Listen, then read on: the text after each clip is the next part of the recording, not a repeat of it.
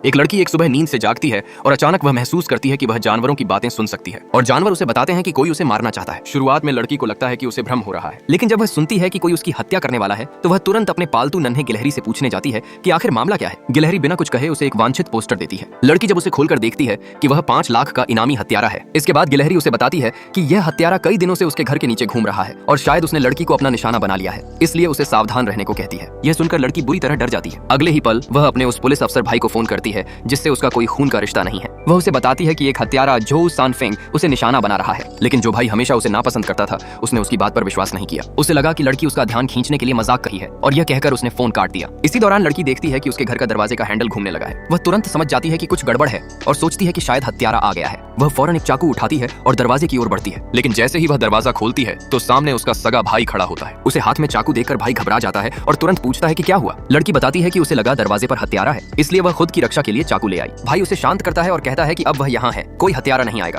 फिर भाई पूछता है कि उसे इस इलाके में हत्यारे की बात कैसे पता चली। लड़की कहती है कि उसकी पालतू गिलहरी ने उसे बताया। यह सुनकर भाई पूरी तरह उलझन में पड़ जाता है। लड़की उसे बताती है कि वह बचपन से ही जानवरों की बातें सुन सकती है। भाई को लगता है कि लड़की बकवास कर रही है और शायद काम की वजह से वह बहुत ज्यादा तनाव में है, इसलिए वह बस उसकी बातों में हाँ मिला देता है। लेकिन तभी हत्यारा सच में दरवाजे पर आ जाता है। दरवाजे का हैंडल जोर जोर से घूमने लगता है। भाई तुरंत लड़की को चुप रहने का इशारा करता है, घर की लाइट बंद कर देता है और हत्यारे को अंदर आने देता है। अगले ही पल वह हत्यारे को काबू में कर लेता है। यह देखकर लड़की तुरंत बाहर आती है और उसे बेहोश करने के लिए इलेक्ट्रिक स्टन गन निकालती है, लेकिन दुर्भाग्य से वह झटका भाई को भी लग जाता है, जिससे उसे पकड़ छोड़नी पड़ती है और यही मौका हत्यारे को पलटवार करने का मिल जाता है।